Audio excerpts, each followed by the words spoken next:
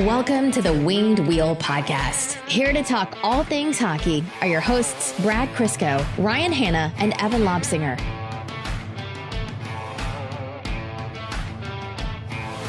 Brad, your kids are so very obviously your kids. Like, they're just you through and through. And thank goodness it looks like they look like Crystal, first of all. It's a blessing for them, and they avoided a lot of tough years in school. But I'm to understand that one, Hank is skating. Yes. And two, he has already broken a stick. Yes. So at his skating lesson today, they like throw toys and stuff on the ice because, you know, if the kids have something at the other end of the lane to get, they're more likely to try to get there themselves. So today they threw out those little plastic hockey sticks you get in gym class. Mm-hmm. Yeah, Hank buckled one of them in the middle of the skate. Oh, looks like Dad's getting a new agent. What is it, kids version? Sure. Just get one of them. That'll serve 3 for him. I don't know. The lowest flex for that those things go down to is 40, and that doesn't feel like enough for Hank. Kid's a little meat factory. Oh, he is. Well, already on skates, that's fantastic. And that's something really great to get from you, Brad. But already breaking hockey equipment, that is something that you and Crystal probably would have been better off dodging. So I've already told everybody at my work, I'm working there till the day I die, even if it's like part-time, 1 3-hour shift a week, because I can't afford to lose the discount. I just can't.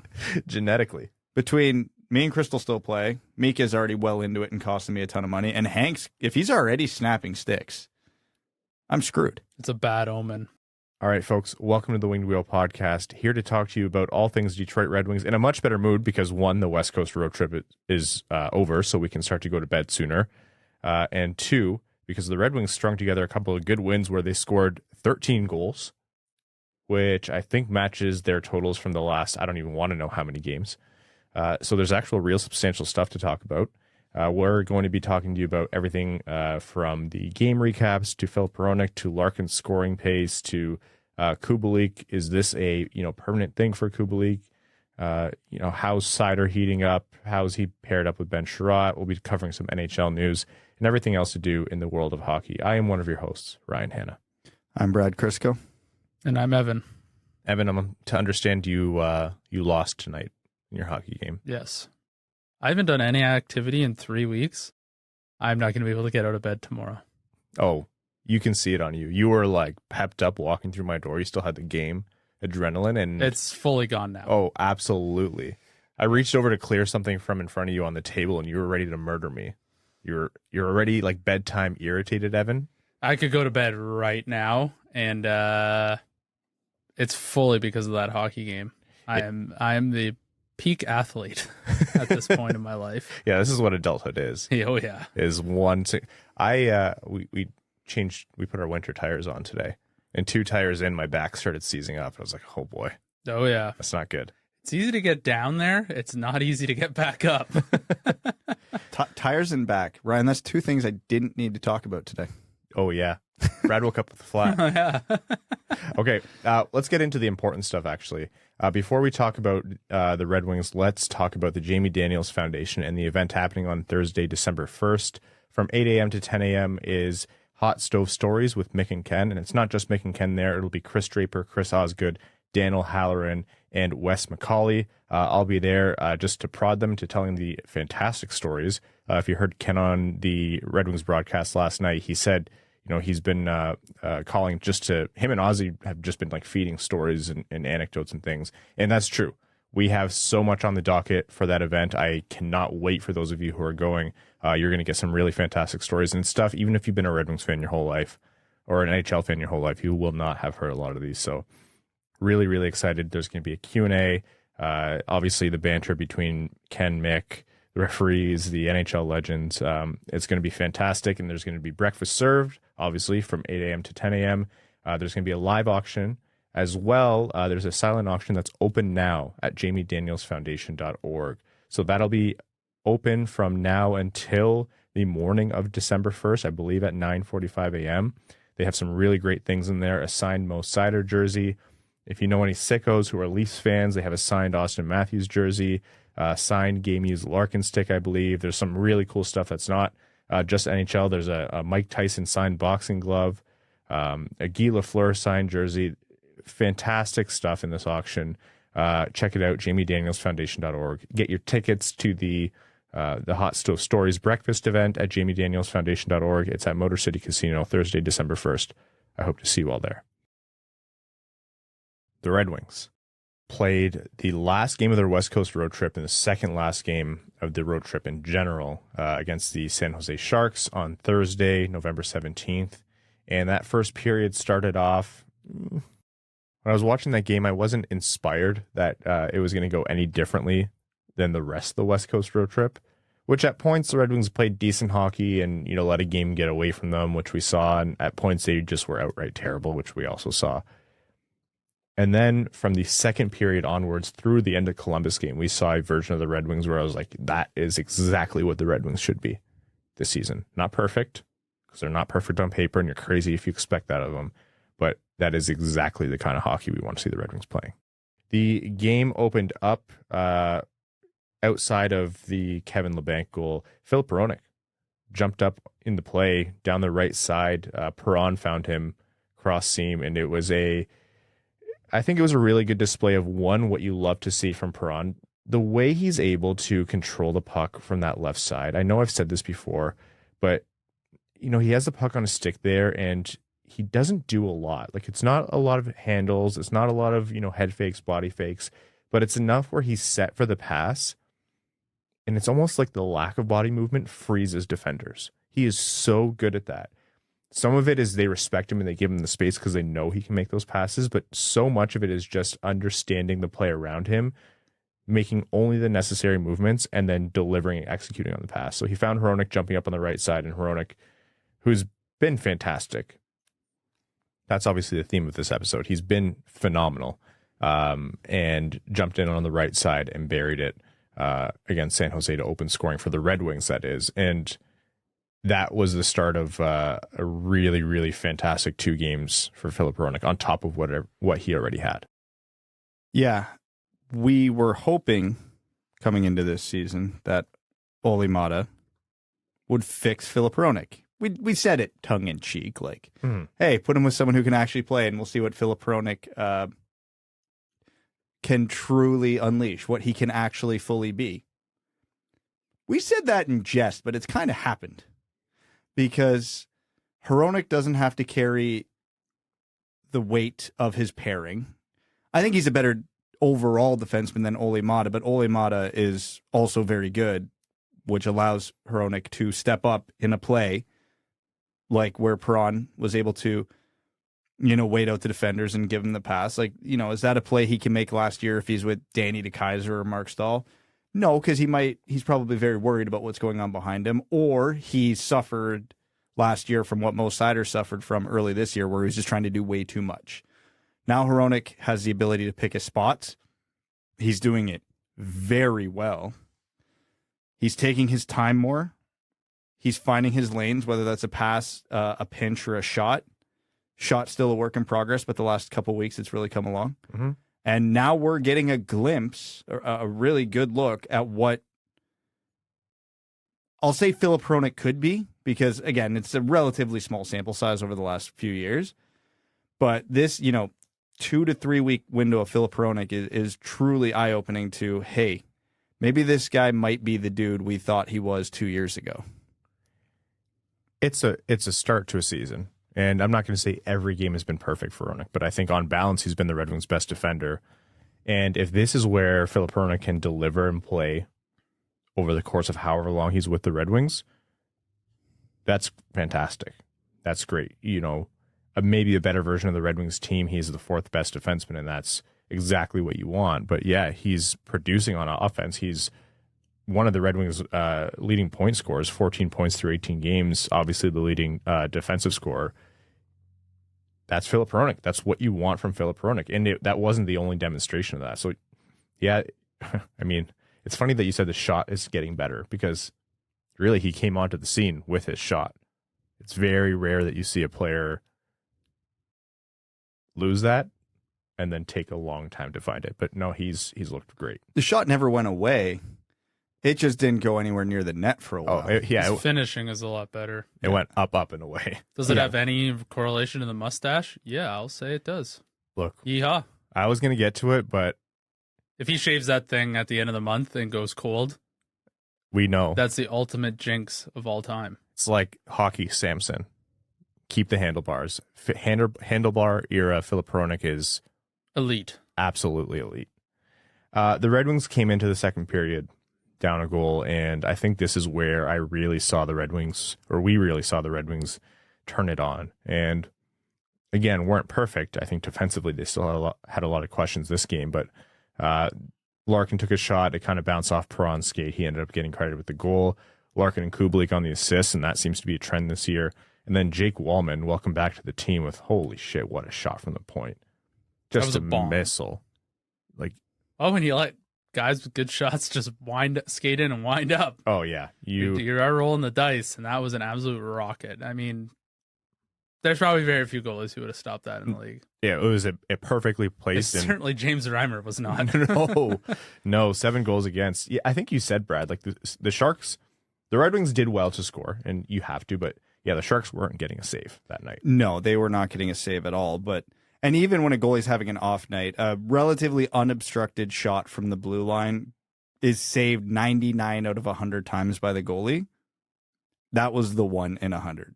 That was a missile to right on the elbow of the bar. You could not possibly take a better point shot.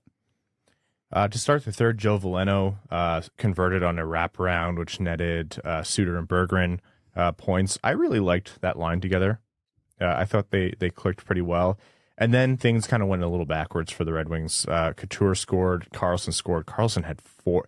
Every single San Jose goal had Karlsson factored in. I think he's been in on like 75% of their points this year. Or like goals.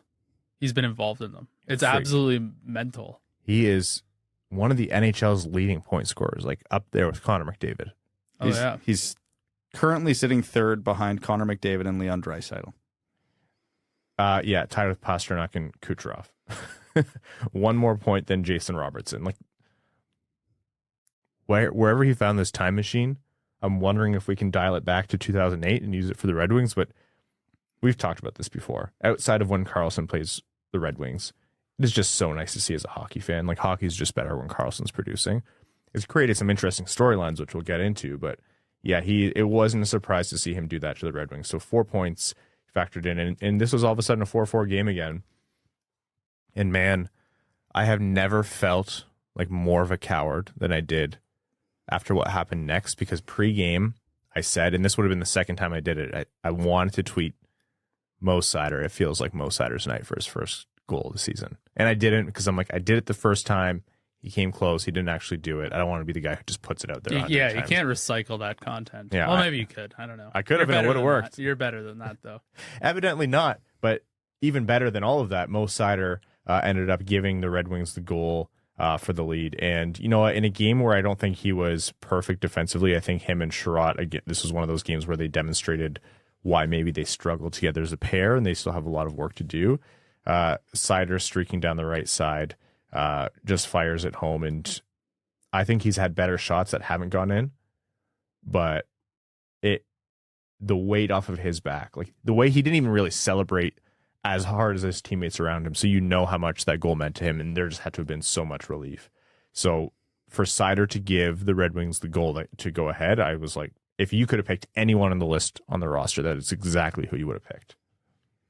Yeah, we've talked about it with Kopp. We talked about it with Zadina about 100 times. It doesn't have to be pretty to open the floodgates. And then the floodgates opened. The Red Wings ended up getting 2 more goals, one from Hugh Suter, who basically took advantage of a Reimer mistake, which capped off a very forgettable night for him. Out-hustled every Shark to the puck, and then put it in, and then Kubalik ended up capping off with the empty netter. So a 7-goal performance for the Red Wings. We talked a lot. This team needs offense. And are you going to get offense with the same set of names just organically by being, you know, all of a sudden naturally the best powerhouse offensive team in the NHL? No. But if you're going to run into a weak Sharks team with a weak Reimer and net, you got to capitalize and put it in, and that's what the Red Wings did. And like just such a stark contrast to the rest of the season so far, or lately. Reimer and Corpusalo heard us talking about the Red Wings' anemic offense last episode and just went, nah, we'll show you. Yeah. Perron had 3 points that game, another 2 each for Larkin and Kubalik. Like I said, that was Hronek's another fantastic game for him. And again, Veleno, Suter, and Bergeron, I really like the way that line clicked. It was a good overall game. Still some holes, I think, defensively. Like I said, I was really dialed in on Seider and Chiarot again.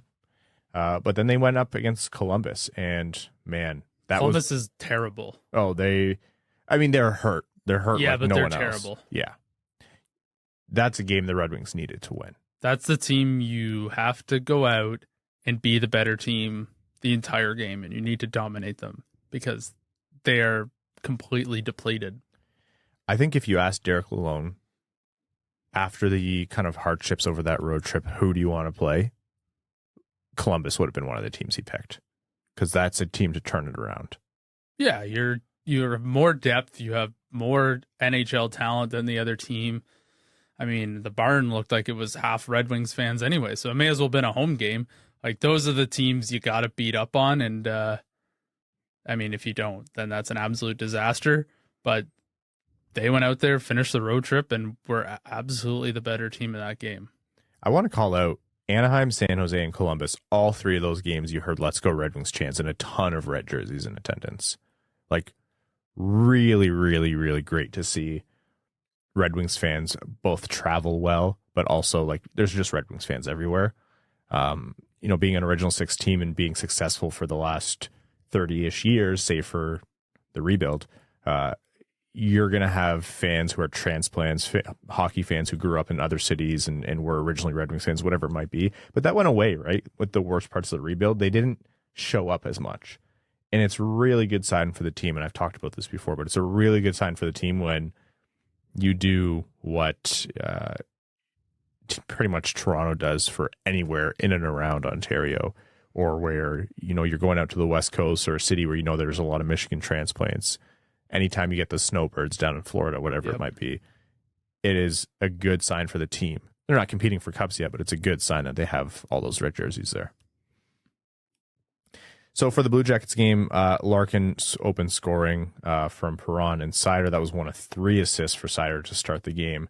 And man, it cannot be discounted how sick, how filthy that pass was from Mo Seider. I don't want to make the jump of like, okay, Seider got the goal, that's the monkey off his back, and now you're going to see him more naturally do what we know Mo Seider can do. But hey, it was the next game. It was a 3-assist game, and he started it off with that play, which is the play of the year for him so far. It's a big deal that he did a fake 1T toe touch through the legs, 1-touch pass to David Perron, almost tape to tape. Who was behind him, just barely outside his peripherals with a no look. And it was so soft too, like you almost didn't realize what happened at first. That's a hard enough play to just recognize as it's happening. Like, if he just turns his body and puts his blade in front of him and just kind of redirects it to Perron, that's an impressive enough play just because you have that level of awareness that you're paying attention to the puck on the right side and you know exactly where Buddy is on the left side, and you're just able to get it there quickly on a 1-touch. But to throw in the fake one-timer to, you're not going to completely fool a defenseman or a goalie from that spot, but to freeze them, to flinch them, to panic them, and then just little touch through your own legs over there. That's a play less than 5% of the players in the NHL can even think of doing.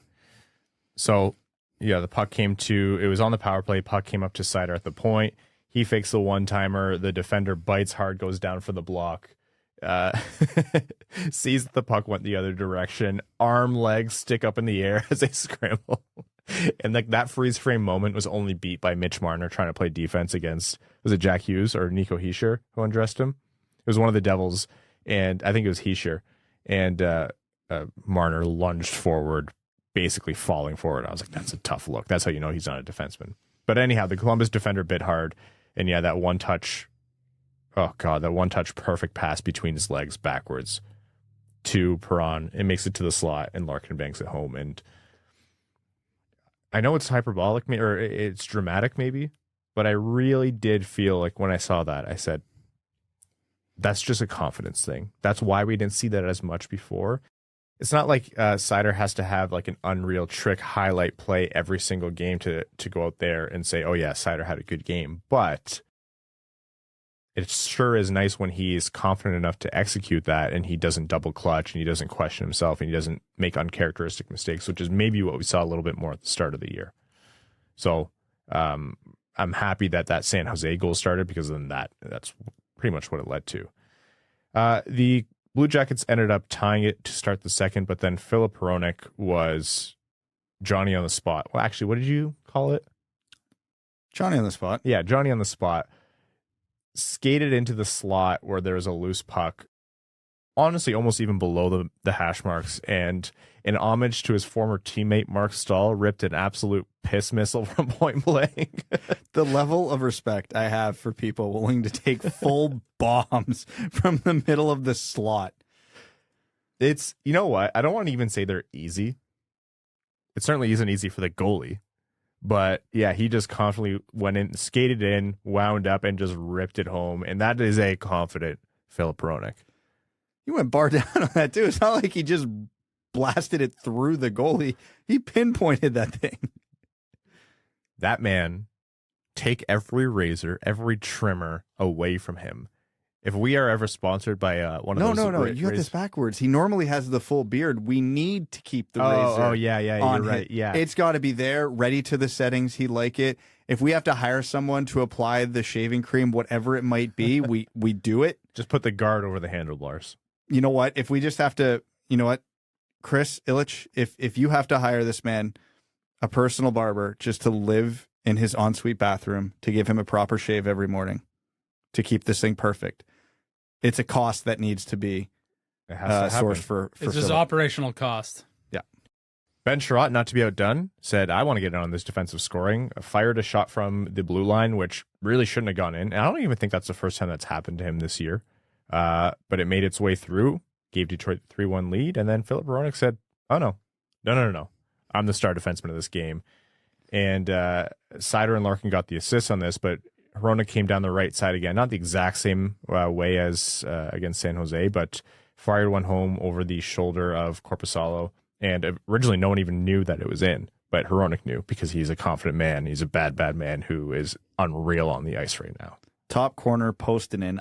Sidebar, I love those goals where nobody knows they go in. Yeah. Just that few second momentary confusion of where's the puck and why are they all stopping? And then there's like one person celebrating. Yeah. I was watching the game with Mika and she's like, there was that pause and then I kind of did like a fist pump and I'm like, yeah. And she's like, what happened? I'm like, Mika, the Red Wings scored. She looks at the TV, looks at me and just goes, no, they didn't.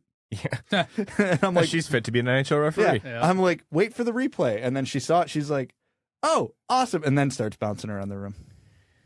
The Red Wings, actually, by that point in the game, I want to call out, he didn't show up on the score sheet, exactly to represent it, but Lucas Raymond by that point in the game was having a phenomenal game. Like all over the ice, dominating his puck control, his ability to dictate play, the way he was kind of dancing around the Blue Jackets, pretty much controlling the game. That was a big Lucas Raymond game, and the only reason it's not getting more attention is because so many other people filled the score sheet. But yeah, Raymond has really, really come on over the last couple of weeks here. Rumors of Seider and Raymond's sophomore demise may have been premature. Yeah, no kidding. And then in the third period, Dominic Kubalik, who else on the power play from Seider and Larkin, those three were all over the scoreboard for the Red Wings. And then Tyler Bertuzzi got his first goal of the season, and of course, by the same vein, his first goal since coming back. I think that was incredibly important for him because he's rusty, right? Yeah, he wasn't for a game where the Red Wings were dominant basically from beginning to end. Bertuzzi wasn't super noticeable. So much like Seider, much like Kopp, just break the dam. Just let the floodgates open. So, it happened late in the game, and there's never a bad time to get your first goal and get the monkey off your back, but that's one of those ones that kind of sucks the game ended so shortly after, because you wanted him to maybe play with a bit more confidence and get that feel back.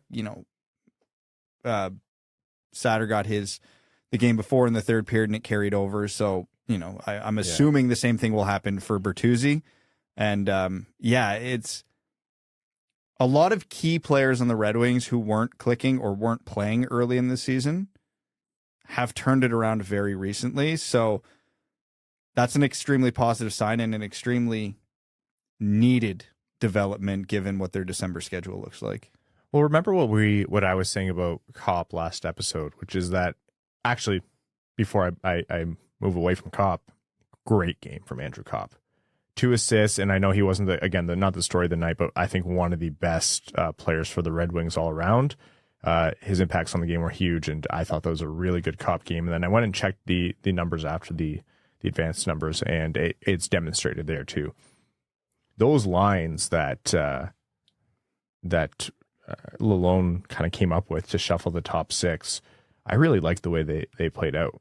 I thought it was really, really good. Larkin, Kubalik, Perron, and then Kopp, Raymond, and Bertuzzi.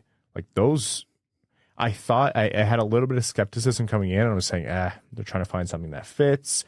Bertuzzi, and I'll talk about this in a second, is still very rusty. But yeah, that top 6 look great. Dylan Larkin and Dominic Kubalik are feeding off each other like crazy right now. And add in Moritz Seider contributing from the back end. That's kind of a sweet spot for the Red Wings. As long as they have gaps to fill, and they do because they're still missing Vrana and Fabry's out, whatever. Like that seems to be. I kind of like the lineup where it is. Yeah, obviously getting some key pieces back to help the depth is super important. But when players of this skill level develop chemistry, you have to run with it. And at the beginning of the season, I would not have guessed that Dylan Larkin would find this much instant chemistry with 2 newcomers, but to this point in the season, it's undeniable. And I know they've had a softer schedule, and this entire conversation should have the asterisk. It's San Jose and Columbus, but it's there. It's noticeable. It's working. Lucas Raymond's good enough to drive a line on his own. Mm-hmm. So having him as a line driver with Kopp and Bertuzzi makes sense theoretically, and then we saw it in practice, and it looks like that holds true. And then, obviously not having Vrana, not having Fabry, Soderblom and a couple other guys injured in the bottom 6 really does change the dynamic of the depth of this team. But if this top 6 is viable, and then you can have, I know we keep wishing Zadina becomes something, but he had chemistry with Vrana. And if that chemistry is on your third line with a potential 30, 40 goal scorer in Vrana, that's how you have to have luxuries like that if you want to contend. And this isn't the roster to contend, but now the certain pieces are falling into place where you can see the makeup of the team when they're good. And I know they're playing well this year, and we could almost classify them as good, but I mean like legitimately good. Like battling for, second, third in the Atlantic type of good in April. And, long way to go, but it's a lot of positive developments that were question marks at the beginning of the season. Will Kubalik bounce back? Was he the 30-goal scorer? Who is Dominic Kubalik? Well, through the first, 20% of the season, he's better. He's better than we thought he would be. He's better than we thought his ceiling was. Could David Perron thrive in a system outside of St. Louis? The answer is very much so, yes. Can Tyler Bertuzzi be healthy? Well, so far, no. But he can't win them all. Can Andrew Kopp anchor a second line for the first few weeks of the season? The answer was very much no, and now it's very much looking like a yes. Can Lucas Raymond drive a line? Yes. Like, those are all huge developments in terms of a team trying to turn the corner. I think they're trending. I agree with you inherently on a lot of what you're saying. I definitely, my brain says, well, there's no timeline on Vrana at all. And I will not allow myself to hope or predict anything for Zadina. It's just what we see. And if he gets better, then, wait till we see it. But on everything else that you said, definitely that's where they're trending. And the big test now for the Red Wings is how will this hold? because we talked about this last episode. The rest of their schedule for November is not terrible. Of the 4 teams that they play, Nashville, Arizona, Toronto, and Buffalo, there's one like really, really big test there. Not that they're going to get weak games from Nashville or Buffalo or necessarily. Buffalo's losing every game left and right, so you just know that when Buffalo visits Detroit, they're going to be on a heater. But December is when it gets nuts, and December is where it's really going to be tough. Not just in terms of can those players maintain that same chemistry, stay healthy, produce against tougher teams, tougher goalies. They're also going to be on the road for the 2 Florida teams in Dallas. They're not going to be able to get their matchups that they want for those games, so it's going to be even tougher then. So that's why you need certain luxuries in the lineup, because then matchups become a lot easier. Quickly on Bertuzzi, I talked last episode about Kopp hasn't been fantastic. And you don't want to pretend that he's been great when he's not been. But at the same time, he also missed all of training camp, a little bit of right up to the start of the season, had a core surgery that made it hard for him to get in shape and be game ready. Yeah, same. That's same. Well, injuries are why I can't get in shape. Yeah, no, not same as you. As someone who has an impeccable core, I know how painful that surgery could be. Everyone on YouTube sees a side angle of your impeccable core. Oh, I know. But we already had the conversation about the added weight that camera provides. Yeah. We'll never take a sponsorship from them. No. I can't even lie about that. Tyler Bertuzzi, though, he does have the same situation. Tyler Bertuzzi missed so much of the lead up to the season, and it took him a while to get into exhibition games. Health was an issue, and then just right at the start of the season, broke his hand, wrist, whatever, and missed everything up until a couple of games ago. So I don't have a concern for Bertuzzi long term in terms of how he'll play. It's just about staying healthy. We've seen Bertuzzi, when he's healthy, he performs. He's proven that time and time again. But these first couple of games up until that goal wasn't really a factor on the ice, and that's because it's really, really freaking hard to play in the NHL when you're healthy, let alone when everyone's been playing, staying in shape, getting up to game speed, both physically and mentally, and you've been on the sidelines. The best ability is availability. We've said that time and time again. I know that was our storyline for Verona at the start of the season, so obviously that doesn't apply there in the same way, but for Bertuzzi, it really, really has to be, both for him, if you want the contract that he's looking for, and for the Red Wings, if they want to be able to evaluate what kind of contract they give him, or if they choose to go in a different direction. Filip Hronek, I want to talk a little bit more about him, though. He's been, yes or no, the best defenseman for the Red Wings this season. Yes. Offensively, for sure. The pairing with Olli Maatta has played out of 10. Actually, let's say balance. How much of this is Maatta stabilizing the other side of that pairing, and how much of this is Hronek getting better and elevating his game? Well, you can't really have one without the other, I think. I agree. I think I kind of tried to corner you with that, but the actual answer is complicated and nuanced, and it's a lot of both. Yeah, I mean, Hronek has grown and, evolved as a hockey player. A lot of the reason he's been able to do that is because he's got more stability and is getting more help, which can't be discounted. Because, if you try something in the NHL and it doesn't work, a lot of the times that ends up in your net. With a stabilizing defenseman like Olli Maatta, you can try something, it doesn't work, and then you get bailed out. Or you try to read defenses a little more aggressively, you make a bad pinch, Maatta saves you at the blue line. So I think Hronek is the best aggressive version of himself right now. Because he's not the most aggressive defenseman in the world, and that's never been his, fire wagon type, but he's a guy who will step up. He likes to shoot. He likes to, make the pass when it's there, and he'll try and force it for better or worse sometimes. I know he's one of the Red Wings defensemen who really likes to turn turnovers quickly. Mm-hmm. Like he doesn't like to sit back and wait and regroup. He will if there's no other play, but Hronek likes playing an up-tempo, go defenseman, at least as much as you can in this system. Maatta's helping him do that, and because he's been trying more things, he's been finding what works and what doesn't. And early in the season, we were seeing a lot of it not work. You know, he was forcing passes that weren't there. They were getting picked off. There were turnovers. He was making some bad reads. But those seem to be whittling their way out of his game bit by bit by bit as the season goes on. And now we're, like I said, seeing him make the best reads, you know, the right pinches, finding the right lanes, way more often than he's not. To say he's without fault would be lying. He still has his Filip Hronek moments. I mean, he got walked by Boone Jenner last night. It's going to happen. That's Filip Hronek, and we're always going to have that in Filip Hronek's game. But if we get a couple bad plays a game, but he's putting up 14 points in 20 games or whatever it's been, that's more than a good enough trade-off. I've seen improvements in his game, too, at a micro level, where you're right, Brad. He's not all of a sudden a defensive stalwart.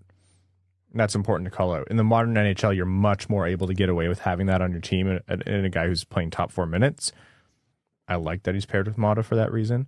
But at a micro level, he's also doing things that I don't think he's done before. He's kind of done a little bit of the Mo Seider neutral zone defensive stops before the play even gets started. I really like that he's added that to his game. I think he's a lot better at executing that.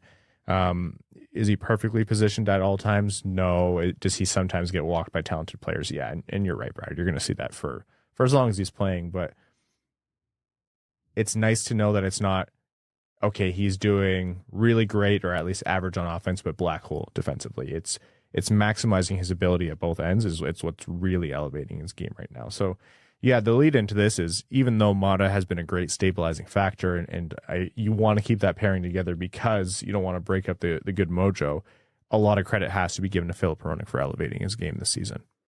Yeah, I think that pairing looked a little disjointed in their own end and off the rush, like defending off the rush at the start of the season. But I think you kind of go through that as you develop chemistry and a relationship with your defensive partner. It's also helped that the Red Wings have, added to their center depth as well. So that makes the defending life a little bit easier for that pairing. But yeah, Hronek's really started to come into his own this year. He's being found in open spots and he's actually finishing plays. So whether it's the mustache or not, he just needs to continue to do what he's doing. I think it's important to know that this pace probably isn't sustainable over the course of the season, and he'll have his slumps. But what the key is here is that the Red Wings do get some kind of production from him, similar to what we've seen when he's been at his best game. And the frustration with Hronek over the last few seasons has been, we've seen what his best was, and then it all of a sudden disappeared. It just vanished. And bad habits crept in, and it looked like they just never went away. The Phillips on this team were incredibly frustrating to watch. But yeah, you're both exactly right with what you raised, and knowing that he's not going to do this for the whole season, or if he does, then by God, what a find and what a mid-career elevation. But knowing that he does do this and that he's going to do it somewhat consistently from the back end, that kind of production, again, that moves the Red Wings that much further up in the standings, where it's no longer us saying, oh, it's Seider scoring on defense or adding production and no one else. It's Hronek too. And to his credit, he was also producing last year. But I think the way in which he's producing this season is a lot more impactful. More on the defense, more on the Red Wings in just a moment. Before we get into all that, I want to first tell you that this episode of the Winged Wheel podcast is proudly brought to you by NordVPN. Are you missing out on a game or your favorite show because it's not available in your region? Let me introduce NordVPN. Using NordVPN and a click of a button, you can watch and browse as if you're elsewhere in the world, making sure you never miss a game and can watch whatever content you'd like. No need to travel across the continent or oceans for your favorite team when NordVPN brings them right to you. With over 5,000 server options, no game or show is out of your reach. Using our special promo link, nordvpn.com/wingedwheel, you can receive a huge discount on NordVPN's cybersecurity 2-year plan, plus 4 free months. We all love to binge, but privacy is a big deal too. NordVPN keeps your information encrypted, so you never have to worry about your IP or location getting out. They've also doubled down on keeping you safe with their new threat protection feature. Say goodbye to intrusive website ads and malware. Even if you download an infected file, threat protection kicks in and deletes it before it makes a mess of your computer. Don't forget, there's no risk to you at all with their 30-day money-back guarantee. Give it a try, and if you like it, great. If you don't, they'll issue a refund, and you can pretend the entire situation never even happened. Again, check out our special promo link, nordvpn.com/wingedwheel, to get your subscription started today. So that Red Wings second pairing that we were talking about, really good. Obviously, you don't want to break them up. Or is it that obvious? Because before this little run good that the Red Wings have had against two teams that they should be beating, but again, the Red Wings are great. 13 goals in 2 games is nothing to scoff at. And I'm not going to all of a sudden complain about having a great 5-on-5 and power play game and penalty kill game against Columbus, especially. But Seider and Chiarot defensively, I think still from time to time, maybe more times to time, struggle. To put it plainly, they look a bit out of sorts. And it's not always, and it's not like they're bad together, especially now that Seider's turning it on. I think it's not so apparent, but do you explore splitting up that pair at all at any point this season? Yes. I was also a fan of exploring other options before the season, just in case. I mean, I get hate from both sides whenever I give an opinion about Ben Chiarot, but he is exactly what we thought he is. He is a horrible puck mover. He is hyper aggressive, which is good in a lot of contexts. Like, I'm not saying that as a negative. Like, he erases a lot of cycle plays. He's absolutely mean in front of the Red Wings net, but he also puts himself out of position quite a bit to be that guy, to play that role. He wanders way more than I thought he did. That's the one thing where that kind of caught me off guard about Chiarot, because you hear that defensive defenseman one and you just like assume that DeKeyser ultra conservative, always in the spot, never doing anything. Mm-hmm. No, Chiarot's aggressive, and I respect the mentality, but he's not the most effective at it. And Seider is also that guy. So when you have two guys on the same pairing who are of the more aggressive variety, although for them for different reasons, it is going to create a couple fire drills, because if one of them's out of the spot and then another one goes out of a spot, then the thing with playing a defensive system in the NHL is once you start trying to recover, you're already dead. Yeah. Every good team is going to take advantage of that, and we've seen that happen to the Seider and Chiarot pairing a lot. So do I think Chiarot is as bad as all his detractors were saying when he was coming in? No. Do I think he's as good as everybody who's trying to justify his contract says he is? No, absolutely not. He's somewhere in the middle. That comes with its upsides and its drawbacks. And we've seen the upsides. We see what he's good at, but we've seen the downsides. And, you know, is Ben Chiarot the perfect complement to Mo Seider? The more I watch him, the more I think, no, they're in a lot of ways, they're too similar. It's also really tough as a defenseman. Like, you'd think playing with someone who is, you know, of the same, like, has the same game mentality that you do would be like, oh, it's perfect. I know exactly what they're going to do. But it really throws off your rhythm and what you're trying to accomplish with your skill set, because when you play hyper aggressive and you're a bit of a riverboat gambler, like, you're always wondering what that other guy's going to do. Like, oh, like, if he's always hyper aggressive on the pinch, it's like, okay, now I got to sit back, where, like, you really want Mo Seider just kind of freewheeling out there rather than Ben Chiarot, because Mo Seider can skill his way out of problems that he creates from playing more offensively or playing more aggressive, where I don't think Ben Chiarot can. And I do think it is hindering Mo Seider as a pairing. Because I've been trying to figure this out all year. Because, again, for all of Ben Chiarot's downsides, he is light years better than just about everybody Mo Seider was playing with last year. So it took me a long time, and I still am not super confident in my reasoning, but I'm like, why does this feel like it's gone backwards? Why does this top pairing feel like it's worse than last year, when that top pairing for a very lengthy part of last year featured Danny DeKeyser? And I think that it's, for Mo Seider specifically, DeKeyser was predictable. He knew what was going to be going on beside and behind him, and he didn't have to overthink things.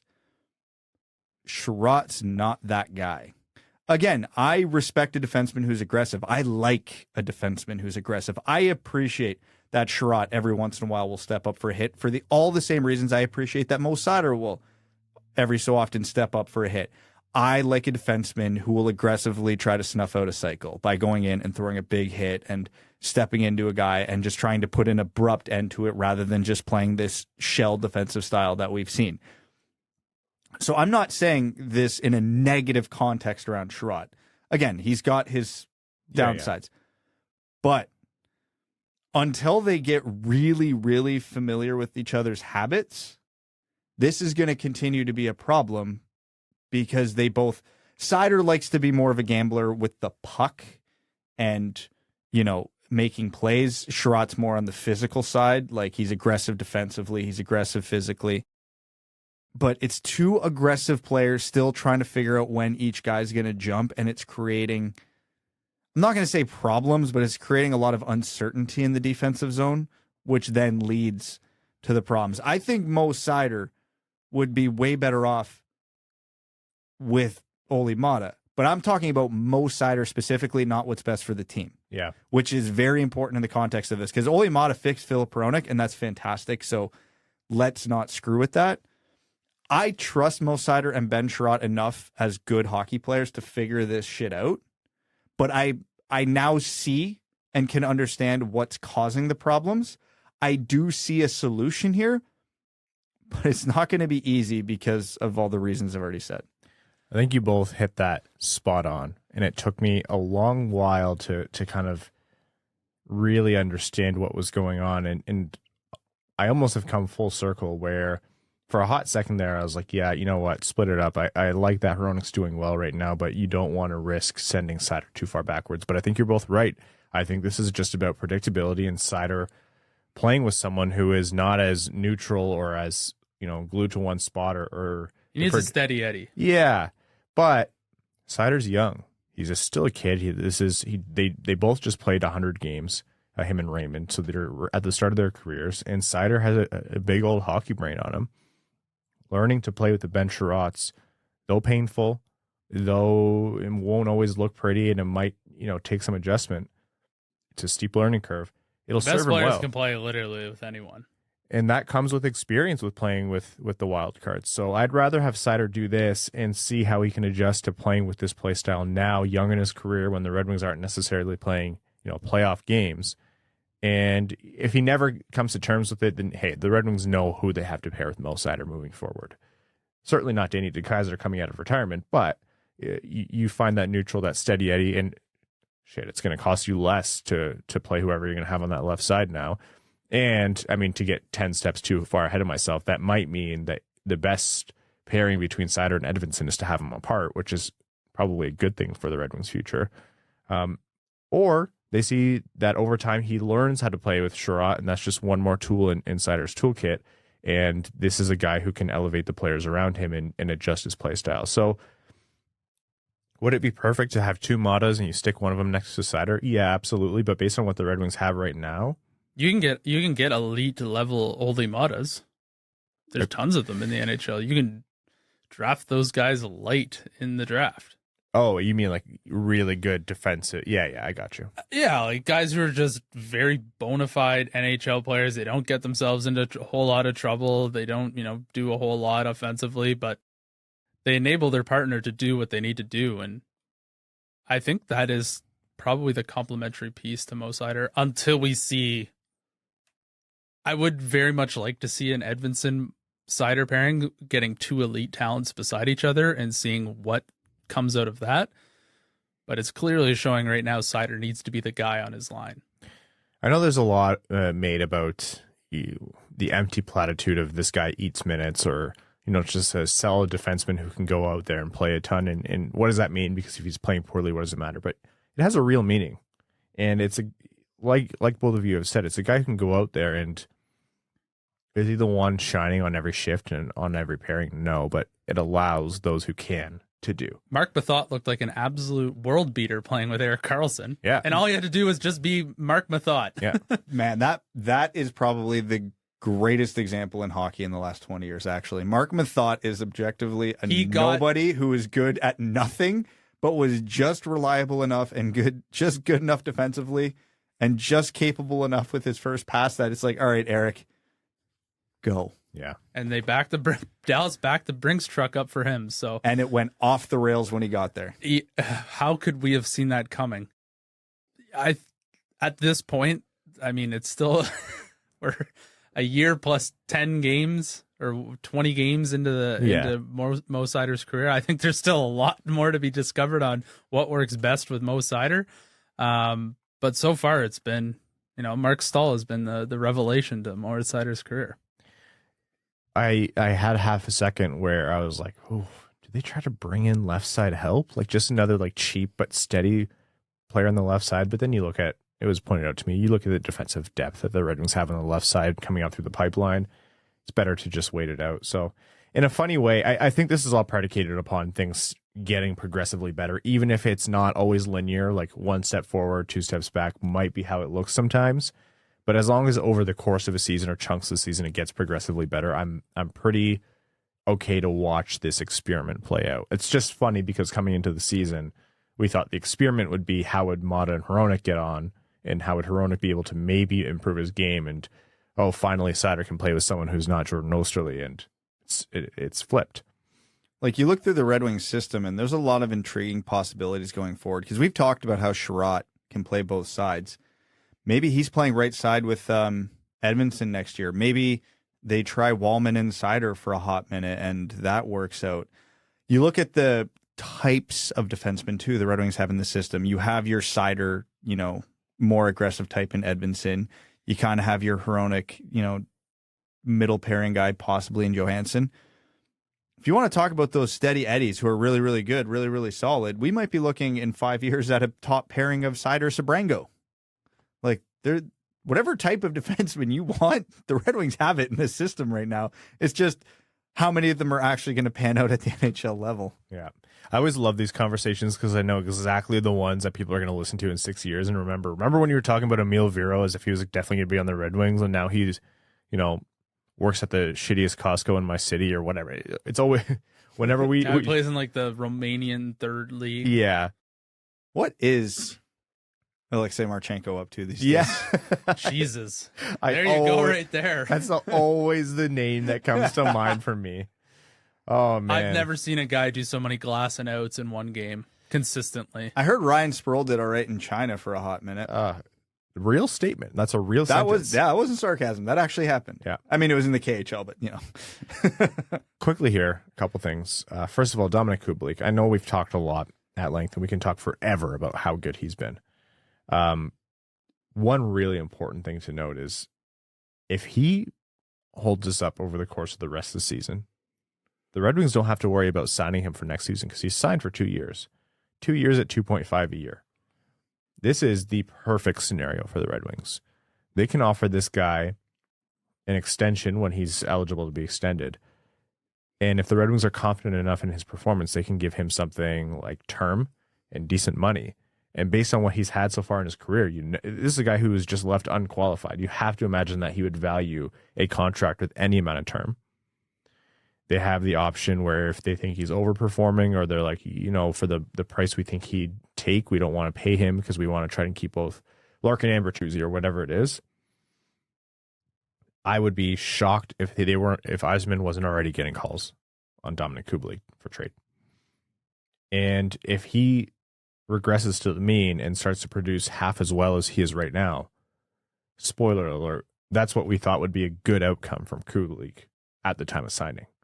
Like, this is a win-win-win-win-win scenario in my mind, unless something goes catastrophically wrong or it just does a complete 180. But with Kubalik, this is like the best positioned player for the team right now in performance, for how the player's doing, and for Steve Yzerman and how he's constructing this team. Honestly, don't think it's that dramatic to say it's the signing of the offseason across the league. Yeah, in terms of dollars. Yeah, like, absolutely. The other one might be Philly, so... Well, trade then sign, much to the dismay of Leafs fans, but yeah. Hey, it all works out the same. And Kubalik's not that old. He's 26?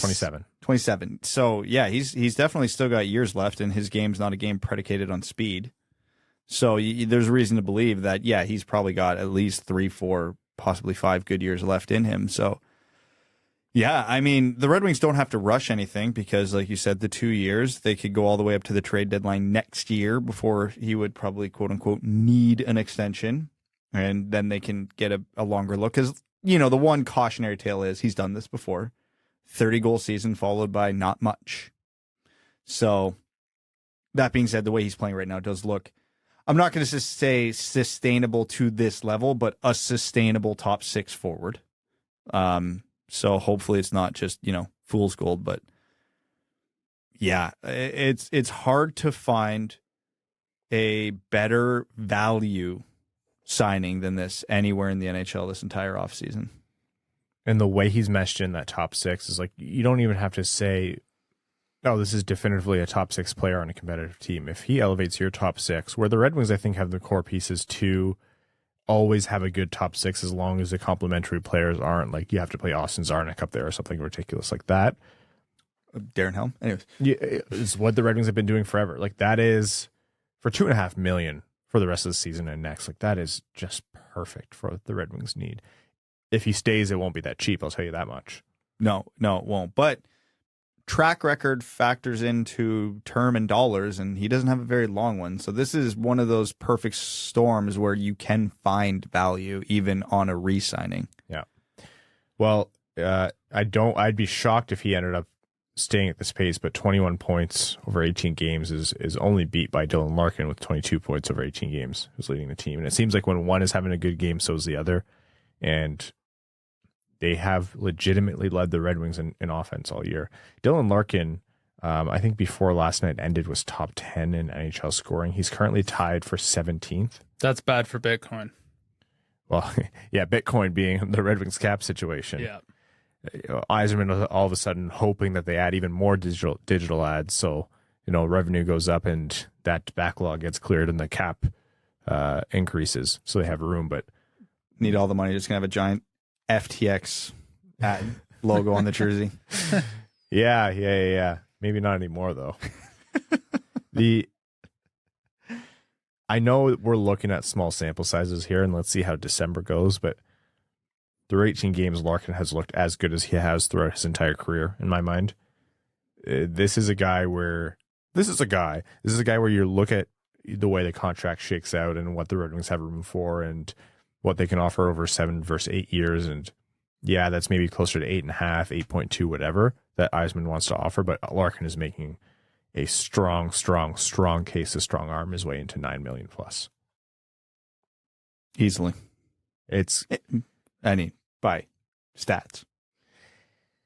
And then the analytics are even better. It's going to be very tough.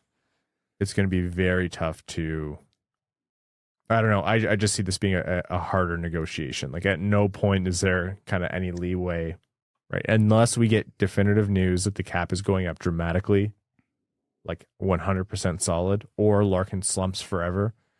Or it is only November 20th. Yeah, I mean, the wheels fell off, I think, completely fell off last year. In about a week or two. About a week or two, and then they didn't win for like an eternity. Yeah. So it is still very early days, but the way in which he's producing looks very, I don't know if I should say sustainable, but maybe. Yeah, I mean, that fall off's not going to happen again this year. On an unrelated note, definitely don't go look at the Red Wings December schedule and just enjoy the what should be sustained success. Yeah, I know we talked about it last episode, but the Red Wings December schedule. It's like, I know there's a Thanksgiving cutoff, and it's like, how close are they to a playoff spot? And right now the Red Wings are in the first wild card spot, 22 points. The Rangers right behind them, tied, one more game played. Florida right behind Detroit with 20 points in 18 games. So it's not like they're definitively in a playoff spot. You have to go all the way down to Buffalo, Ottawa, and Columbus for those who are more than 8 points away or more than 7 points away.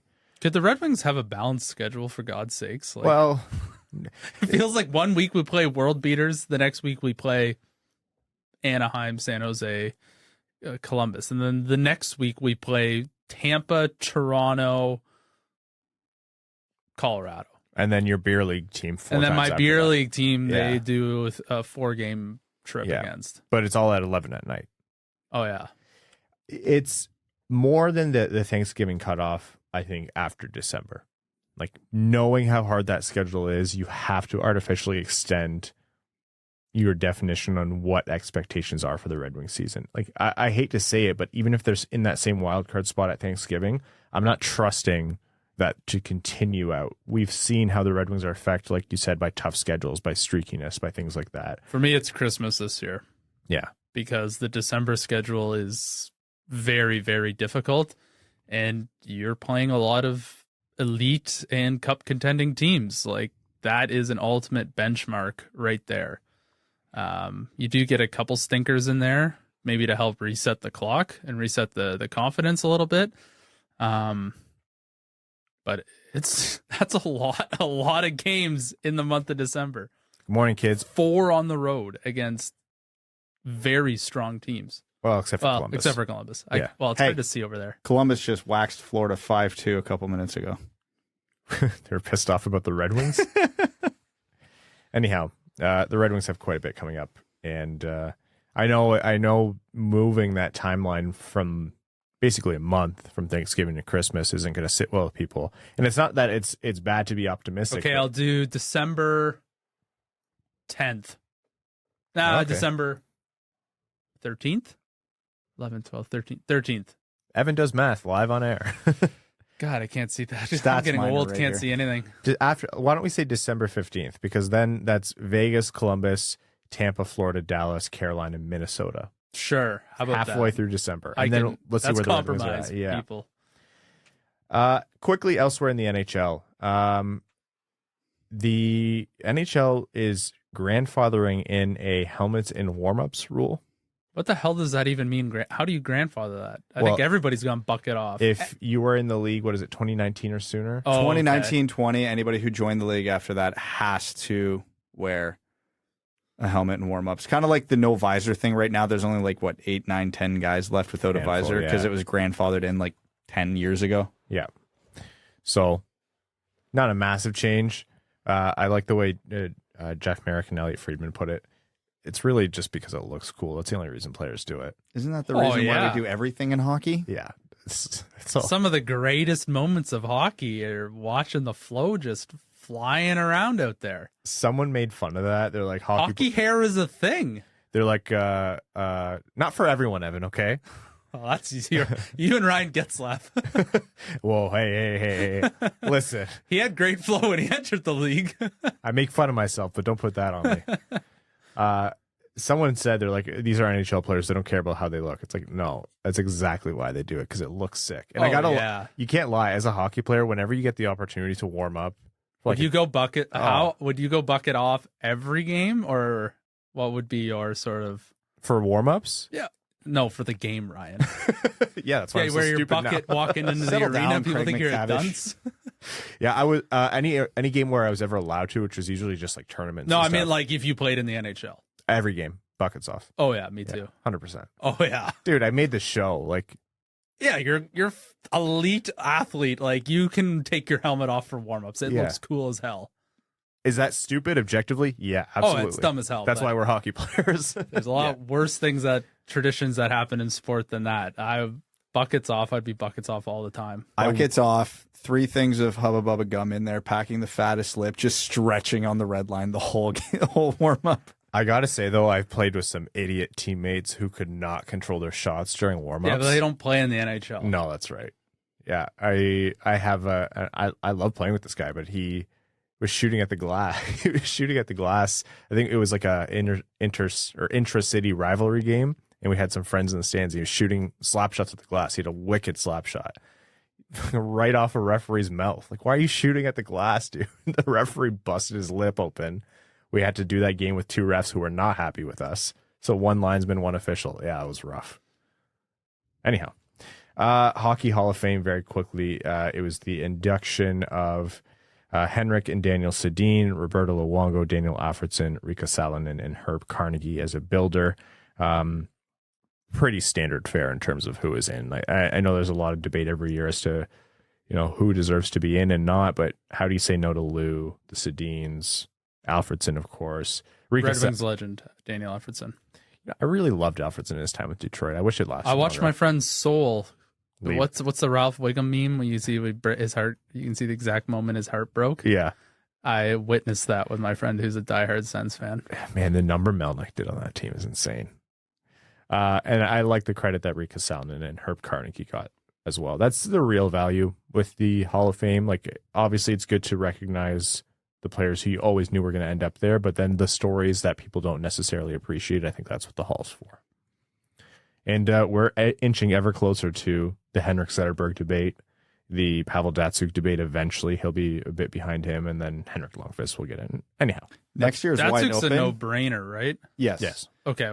I thought the way you sort of were phrasing that, I was thinking maybe I was crazy thinking he's a no-brainer.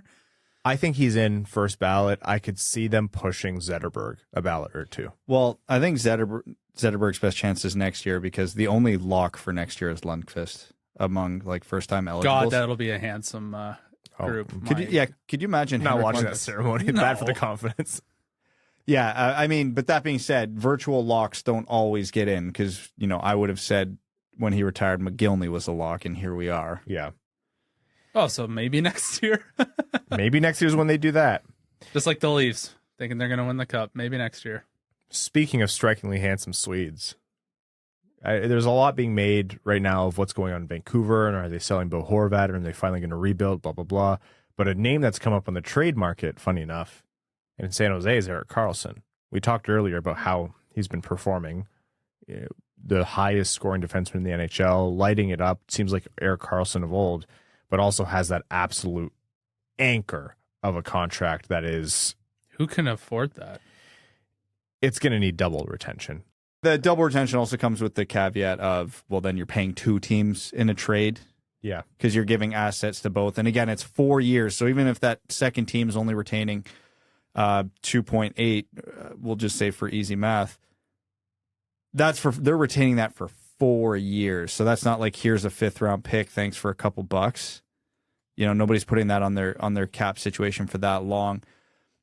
The problem with the Erik Karlsson trade market is there's so many unknowns because this would be so unprecedented. If San Jose came to you right now, you can have him. People are saying no. No, because they're not touching that contract. Where does that dollar value have to get down to where the teams jump on the you can have him, right? You know what I mean? And then where does that dollar value start where people are starting to give up assets? What's the dollar value when people start giving up premium assets? Because Erik Karlsson for 2.8, I'm paying a heavy price to get that. I am paying a significant trade package to get that. Am I paying anything to get Erik Karlsson at $11 million? No, I am not. So there's going to be this weird reverse bidding war if people are interested in Erik Karlsson, which obviously Erik Karlsson should garner a lot of interest. This is not a fluke. There was a stretch for a couple of years where Erik Karlsson was arguably the best player on the planet. And if it wasn't for injuries, that conversation would have lasted a lot longer. And now that he seems to be fully healthy again, he's performing on a bad team, I might add, like the best defenseman in the world again. And yeah, what's going to be that middle ground? Because if San Jose came to Detroit right now, you can have him. We'll retain $3 million. No, I'd probably do it. You do that? I don't know. It's fascinating, and I'm curious to see if anything happens. Now, my prediction, because I know how conservative and boring NHL GM's here, and I know this is going to end with just Erik Karlsson's contract riding out in San Jose. But I think, first of all, my prediction is that a team maybe tries to make a trade for him, and they go through all that, but he says no because he wants to live in the Bay Area. That makes it tough. He has a full no move, so yeah, I don't know. It's about him wanting to uproot his family again, right? Like you went through a lot in Ottawa, on and off the ice. I don't know, 32 years old, 4 seasons after this one, left at 11.5. San Jose comes up to you, you can have him or in half, but just please take him. Yeah, I'll do that. Yeah, okay. But also, see, now we're less than $2 million. We're only about $2.5 million apart from each other. Also remember that he's thriving now that Brent Burns is gone. He's that guy in San Jose. There's not another right shot D ahead of him. He's got to be that guy. I think he's always thrived being that guy. And I don't okay, hypothetically say he could go to any team in the world, magic wand, he goes plays in Tampa. I find it sounds ludicrous to say, but I find it very hard to believe that Erik Karlsson will be the same person in Tampa that he is in Florida. Oh my! In San Jose, no. Brain shutting down for the night. We're near the end. Holy. No, I don't think Erik Karlsson has to be that guy. I think he's got to be that guy offensively. But here's the beauty of Erik Karlsson: if he goes to any team in the NHL that isn't Colorado, he is that guy. Pretty much, yeah. Is that Cale Makar is probably the only defenseman in the NHL that I can confidently say is a better offensive option than Erik Karlsson right now. And probably for the next year or two at least. Do I think Erik Karlsson makes the most sense for Detroit with Moritz Seider and Filip Hronek? I mean, if the Red Wings were a contender now, yes, absolutely. But 4 years, yeah, that's a different conversation. But could Karlsson walk into a dynamic where he's not the guy defensively, but he's the guy offensively? Absolutely. That's probably the perfect situation for him. Because let's not forget, he took a very mediocre Sens team to within one shot of the Stanley Cup Finals. That pass he made to Mike Hoffman is the greatest pass I've ever seen in my life. No, I will argue that's the greatest pass in the history of hockey. I've never seen a better pass than that one. It was perfect. I think about whenever someone says like what we've all seen, like what's the greatest goal highlight reel, but what's the greatest pass of our generation? That's always talked about that one. And it might be one of the top goals too, because that move was no joke. Yeah. Finish it on one-hander. The pass he made to Brassard, I think in the same playoff series late in the third period. I don't know. It's super fascinating. It's hard for me to not be biased on this because I've said on the pod before, Erik Karlsson's my favorite player in the world, and that doesn't play for the Detroit Red Wings. So obviously I would love to find a scenario to get him to Detroit. Financially and timeline wise, I have a hard time seeing how it would work and what San Jose would be willing to accept. There are good teams in the NHL though that have the means, the timeline, and the assets to make it happen. So it's just going to be a matter of NHL GMs for once in their damn lives not being boring and actually getting creative with a trade. And before they do it, and Karlsson nixes it because he's like, I've had enough excitement in my life. In a situation like this, where San Jose is obviously going through a rebuild, they are not going to make a trade that Karlsson's going to nix. He will be involved every step of the way. His agent will be involved. Eric, they're talking to Florida. No. Okay, now we're talking to Washington. Okay. Okay. That's quite enough. Evan's brain is shutting down. I also am similarly there, with most of the edits this episode being absolutely my fault. Yeah, so. Maybe you'll post a couple of your bloopers in the Discord this time, you jackass. Wow, let's just post Evan's. They were really funny bloopers. You know what? It wasn't the bloopers that made it funny. It was your reactions to them. I just get... No one can be more upset at the moment than I am. No one can be more mad at me than I am. You're way funnier. I just get really frustrated and slam my fist on the table. Yeah, you just beat the hell out of your MacBook. Brad just skates right through it. Brad's like, I've never made a mistake in my life. You fix this in post, idiot. We're going to jump into overtime, which is brought to you by our Patreon supporters. Patreon.com/wingedwheelpodcast. If you want to get access to the Discord where I post Evan's bloopers, I'll post some of mine in there as well. As well, you get access to our Patreon exclusive overtime, full overtime bonus episodes that we post after this. So any overtime questions that don't make it to the main show, we still answer, that we post on a very fun overtime show for you.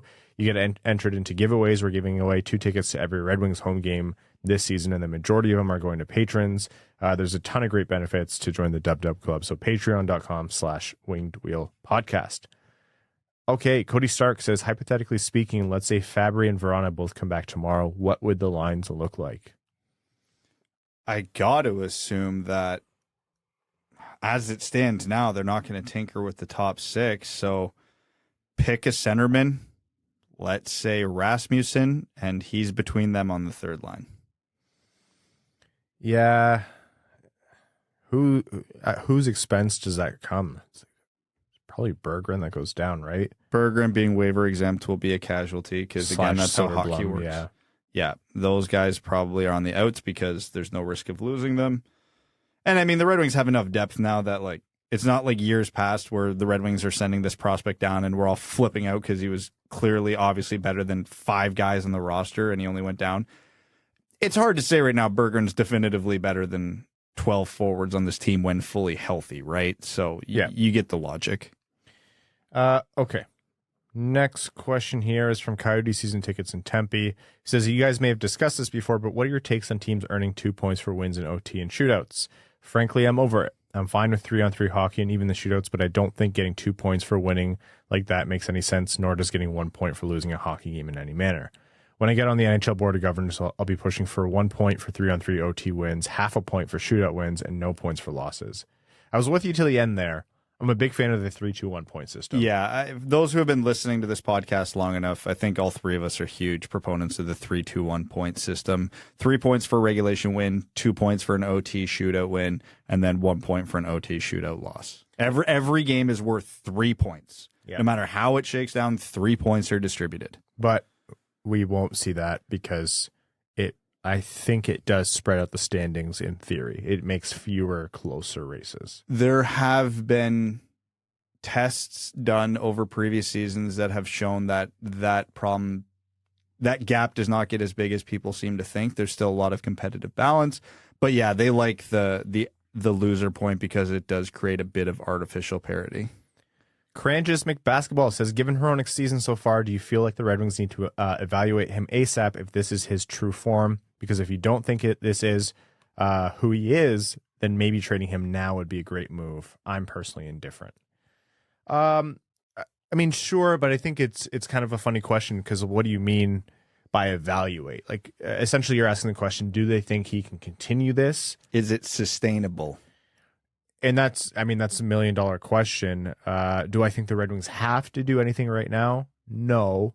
I think Hronek has done enough so far this season where come trade time, if the Red Wings want to trade him, whenever that might be between now and the trade deadline, they probably still will be able to. I know he's been shopped in previous seasons and they didn't find buyers at the right price, but I don't think there's any rush to make a move. I think I'm at the point now with this team. December could change this, but do not trade good players unless you have no other choice. Hronek's under contract at a reasonable cap hit for a while still. They have no reason to trade him. You need good players to be on your roster as you're turning the corner.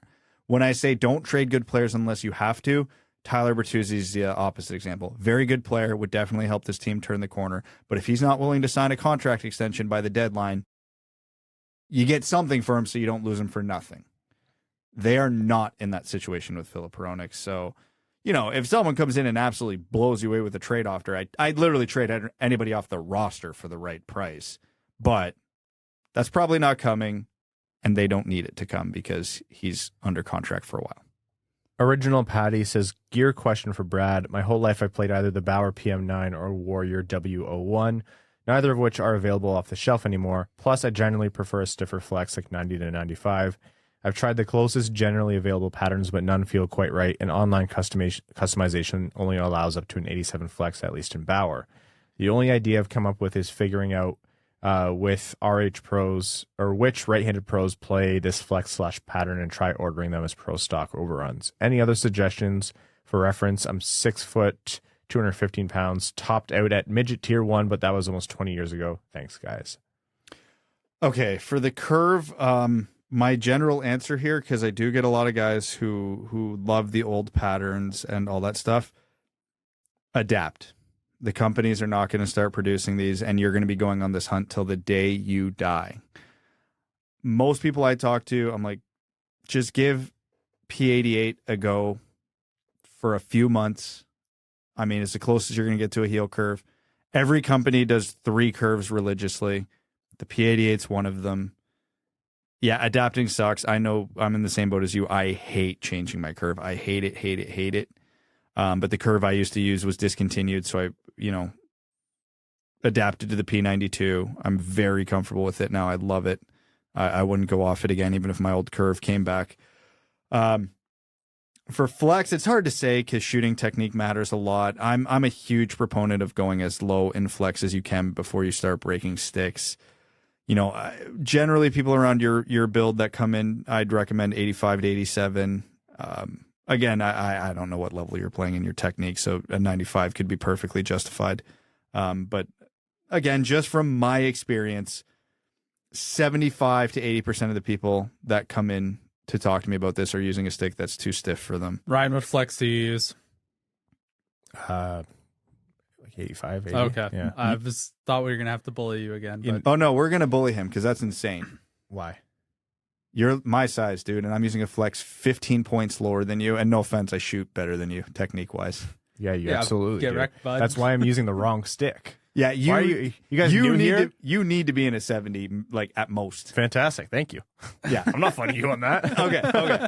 I've literally never been a good shooter in my life, and you know what? It's been long. It's been long enough where I've been on the ice consistently, like in a league, rather than me just playing whatever like bullshit shinny. Yeah, where like I'm literally just grabbing whatever stick I have. Yeah, you're like I just get whatever Brad tells me to buy. Yeah, I use one of Brad. I actually borrowed one of Brad's sticks for like 2 months, and I was playing with it. I'm like, wow, I hate this. It's yeah. You were using, I think, my road hockey stick, literally. Well, that explains it. That explains the rocks. But yeah, no, I probably should be at a lower flex.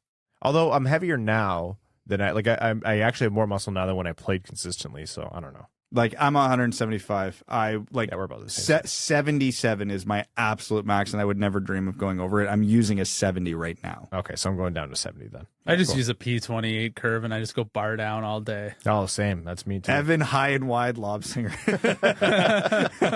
Oh yeah, we're establishing the cycle game with my shooting technique. All right, we have a question here from Reddit. I want to make sure to get at least one of these. Let's Kill Time says, guys, I love this show so much. Really appreciate that and the kind words. A lot of you actually left us really kind messages on Reddit and Patreon, so thank you all. Says, my question is around team skating ability. Lots of great teams have great skaters. Most of our players aren't as fast. Like Perron, Sundqvist, Burt, Rass, Maatta. How much emphasis do you think Stevie Y should be putting on skating for roster construction to build a true contender? A lot. But I'm going to follow that up by saying I think he already has. The Red Wings as a team right now are arguably one of the worst skating teams in the NHL. Like, how many above average skaters do they have? Larkin, Veleno, Seider. It's not a lot of notable ones. Yeah, I'm just talking above league average. Like, I'd say at best 20% of the roster fits that description. But you look in the system, Edvinsson, Johansson, et cetera, Casper. Yeah. The prospects can skate. So I think the solution is already in place. But yeah, the Red Wings' lack of speed right now is not ideal. All right, folks. Next episode is going to be Thursday. So the midweek is Thursday this week. Patrons, there's going to be a little bonus for you coming earlier in the week. And for the rest of you, there may be a bonus episode for you on Wednesday, a little something. So stay tuned for that. But next main episode will be Thursday. The Red Wings take on the Nashville Predators at home on Wednesday night. So we'll be covering that. Thank you all so much for tuning in. We really, really appreciate it. Nice to be able to talk about some Red Wings wins.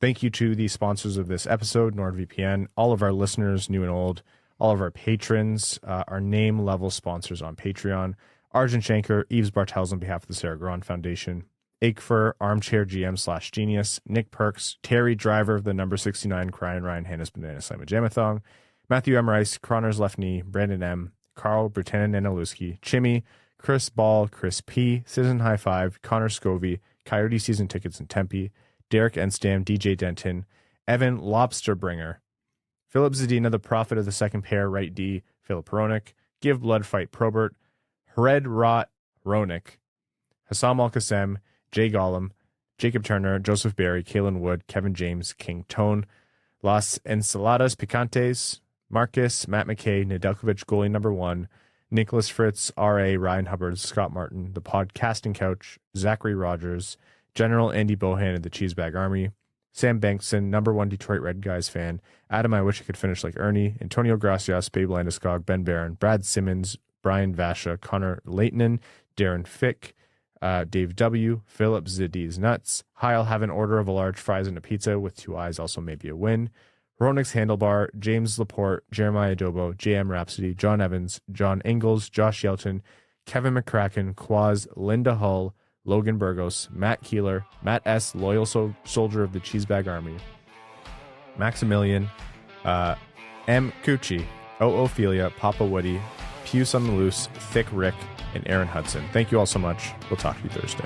Thanks for tuning in to the Winged Wheel Podcast. Be sure to check out wingedwheelpodcast.com, where you can subscribe to the show on iTunes, Spotify, or wherever you get your podcasts. You'll also find links to other ways to support the show, such as Patreon, official podcast apparel, and more. And don't forget to follow the show on Twitter at Winged Wheel Pod. And of course, the hosts at Brad Crisco, at Ryan Hanna WWP, and at Hockeytown Evan.